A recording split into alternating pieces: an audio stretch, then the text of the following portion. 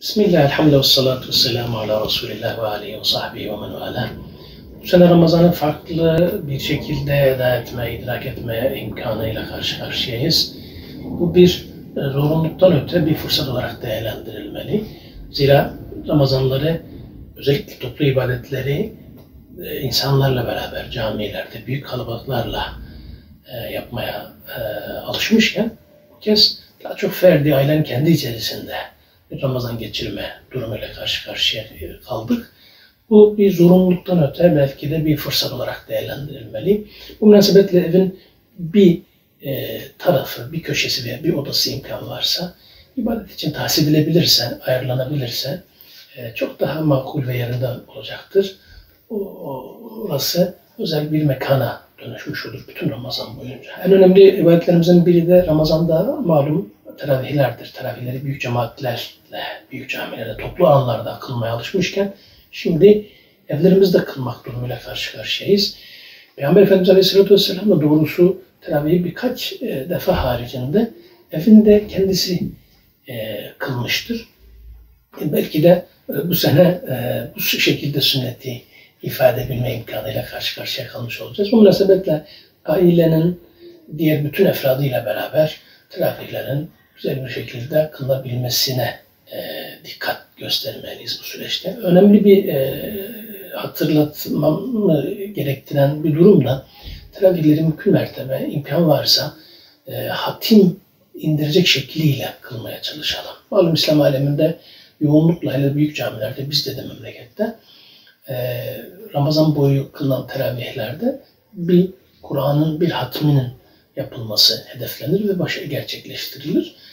Biz evlerde bunu gerçekleştirebiliriz. Her gün, her teravihte bir cüz ayıracak şekilde kılmaya çalışabiliriz. Bu ustaki önemli hususlardan bir tanesi insanımızın Kur'an'ı ezbere bilmemesi sebebiyle, hafız etmemiş olması münasebetiyle Kur'an'dan okuyamama ve kısa süreler okuması problemidir ki buna karşılık da İslam ulemasının fetvaları var ki mushafı önüne koyarak, yani bir görüntülü ekran varsa mushafı oradan okuyarak, oraya bakıp da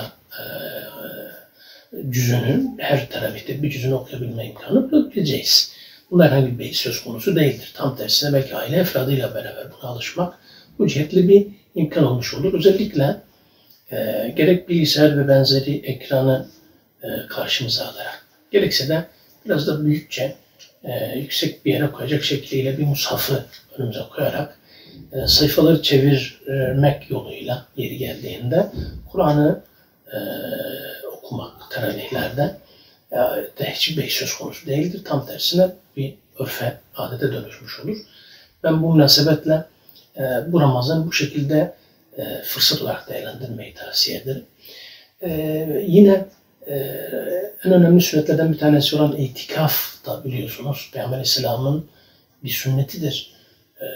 Mescitlerde normalde yapılmasına alışmışız. Bir vakit, hususi bir vakit Peygamber Aleyhisselam mescitlere gider ve orada kendisi sadece maneviyata, ibadete, tefekküre ayırır. Buna itikaf denir. İtikaf sünneti Peygamber Aleyhisselam Ramazan'da ise ihmal etmemiştir.